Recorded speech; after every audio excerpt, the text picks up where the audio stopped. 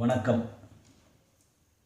திருக்குறளின் பெருமையையும் திருவள்ளுவரின் மாண்புகளையும் போற்றும் வகையில் வள்ளுவத்தினை பரப்புவதை தன்னுடைய முக்கியமான குறிக்கோளாக கொண்டு செயல்படுகின்ற அறிஞர் பெருமக்களின் தொண்டினை போற்றும் வகையில் தமிழ்நாட்டு அரசினால் 1986ஆம் ஆண்டு உருவாக்கப்பட்டது திருவள்ளுவர் விருது.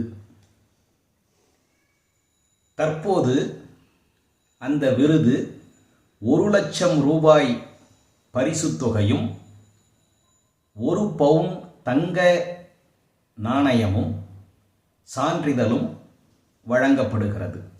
1986ஆம் ஆண்டு உருவாக்கப்பட்ட அந்த திருவள்ளுவர் விருதினை முதலில் பெற்ற பெருமைக்கு உரியவர் தவத்திரு குன்றக்குடி அடிகளார் ஆவார்.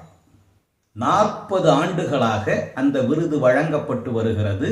2025ஆம் ஆண்டுக்கான விருதினை பெற்றவர் பெரும்புலவர் படிக்க ராமு ஆவார்.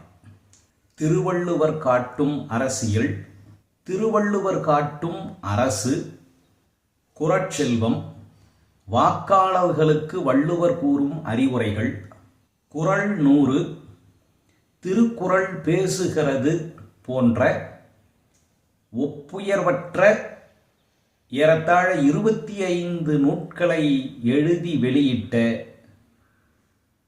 தவத்திரு குன்றக்குடி அடிகளார் அவர்கள் திருவள்ளுவர் விருதினை பெற்ற முதல் பெருமகனார் ஆவார்.